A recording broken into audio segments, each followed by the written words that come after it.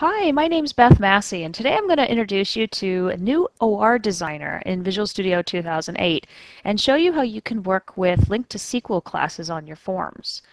So LINQ stands for Language Integrated Query, and it allows us to write queries over things like objects, databases, and XML in a standard way. LINQ to SQL is built on top of ADO.NET, and it provides the plumbing for managing relational data in our database as actual objects in our applications, without really losing the ability to query easily. So our application is free to manipulate these objects, while LINQ to SQL tracks the changes automatically in the background for us. So these objects can be created by you as ordinary business classes. You just need to decorate them with attributes to identify how properties correspond to columns. But of course, these classes don't have to be created manually. We can use the new OR designer to create them based on our tables for us. So to take a look at how we can use the new OR designer and work with LINQ to SQL, I'm going to create a new Windows Forms project for this demo, and we're going to call it LINQ to SQL demo. Click OK. And what we're going to do is we're going to right-click and add a new item. And in this Visual Studio 2008, we've now got this template, LINQ to SQL classes. And I'm going to choose that, and I'm going to name it Northwind, because we're going to attach to the Northwind database. Okay, so this is going to open up the new OR designer.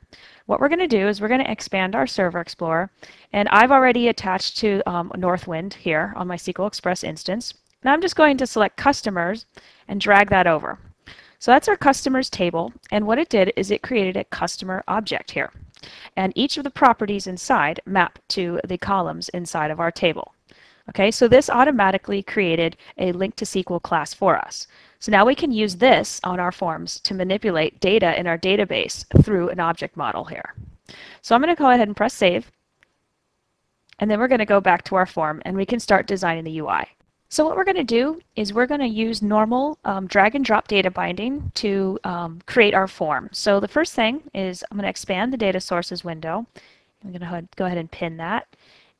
And I'm going to select add new data source. And instead of connecting to our database like we have in the past, we're going to select object, click next, and then we're going to expand this and select our customer object that was created for us. Okay, click finish.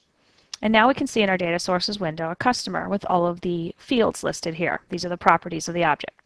So I'm going to go ahead and drag that onto our form, and that will create our customer binding source and automatically create a binding navigator for us. And I'm just going to dock this in the parent container and make the form a little bit bigger. So now we're going to need to add some code to load our data. So I'm just going to double click on the form, and in our form load we're going to write some code. Now the first thing we're going to do is we're going to declare what's called a data context. Okay, so I'm going to go back to our DBML file here real quick. And you're going to notice when I click on the surface here, we're going to see down here in the property sheet that the name of this is Northwind Data Context. Okay, so the name of this model here. So we're going to go back to our form and just private declare this. We'll just call it DB as new Northwind Data Context. Okay, so that way we'll be able to access this data context on our form. So now what we need to do is we're just going to create a query that will select the customers from our database. Okay, but we're going to write this query as a LINQ query over our customer object that's in our Northwind Data Context. So the way we're going to do this is I think what I want to do is display all the customers by default. So I'm just going to say dim all customers, okay, equals, and I'm just going to say from customer in db.customers. Okay, you're going to see that because that's the class that's generated inside of the Northwind Data Context for us. Okay, I'm just going to go ahead and order by, let's see, customer ID is good, and we're just going to select customer. Okay, so now that's all customers. That will actually execute our SQL query, okay, to SQL Server. So now I'm going to take that result and we're going to bind that to the customer's binding source, data source property. There we go, equals all customers. Okay, so let's go ahead and run this, hit F5. Okay, and there you go. So now it loaded up all of the customers from our Northwind database. Okay, so that was pretty easy. So we wrote a LINQ query over the customer object that was created for us. So let's take a little bit of a look under the covers and see what was really happening. So what if we're concerned about what SQL statement was actually passed to SQL Server by the LINQ to SQL infrastructure? So what we can do is we can say db.log, okay, equals console.out, for instance. Okay, so this will just output into the output window the actual SQL statements that are being passed to SQL Server. Okay, so if I go ahead and run this one more time, you'll see here in my output window, we can now see the select statement that was sent to SQL Server. Okay, so that's how we can get at these statements. So you'll notice that I selected all of the fields and all of the rows in the customer table and ordered by the customer ID.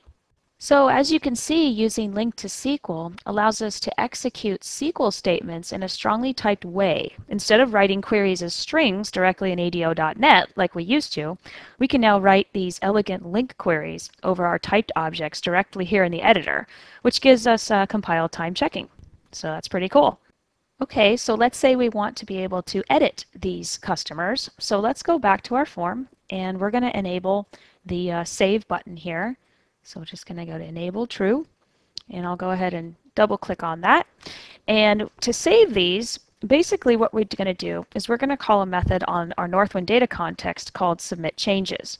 So first I'm just going to say me validate and me dot customer binding source end edit. Okay, that'll push the changes. And then all of a sudden we're going to just say db dot submit changes. Okay, and we can put a try catch around this.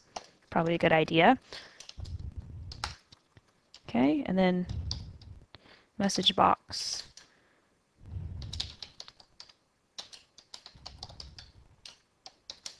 Okay, otherwise we're just going to report the error here. Easy. Okay. Okay, so this Northwind data context will automatically track all the changes that we make on this form. So let's go ahead and try that out. Go ahead and hit F5.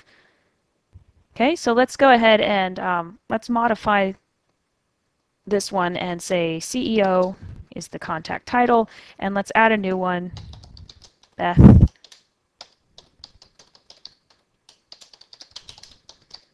Okay, then we're going to go ahead and click Save, and you'll notice changes are saved. And if we go ahead and look here in our output window, you'll see here was the select statement, then there's the update statement, okay, and then we also are going to have an insert statement. Okay, so we can see that all of these statements were properly executed against our customer table. So it's really that easy. So just as a last demonstration here, let's instead of pulling up all our customers, because it's usually not a good idea to do that, let's actually provide a filtering mechanism on our form here. So what I'm going to do is I'm going to go back to this form, and let's add a text box and a button.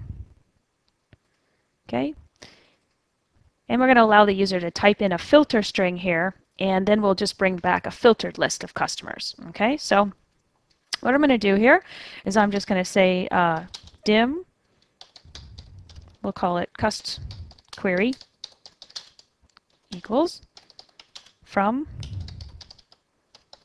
customer in db.customers. Okay, where, now we add a where clause here. Okay, so where, I'm going to select the customer.contact name is like me dot, what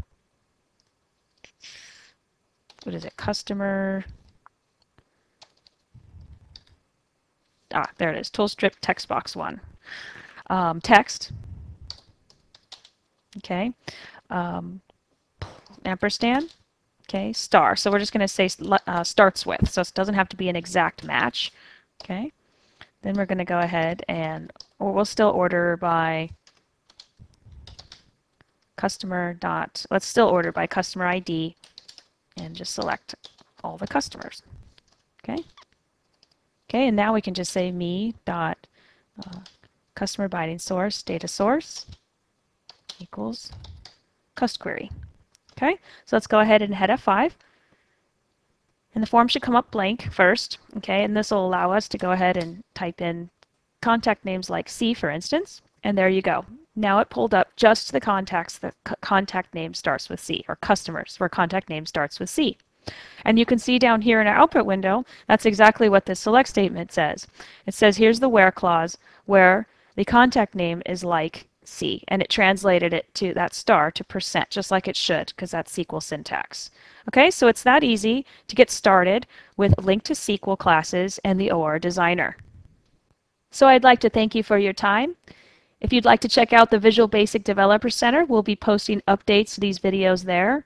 Please also check out the Visual Basic team blog and my blog for more information. Thanks again.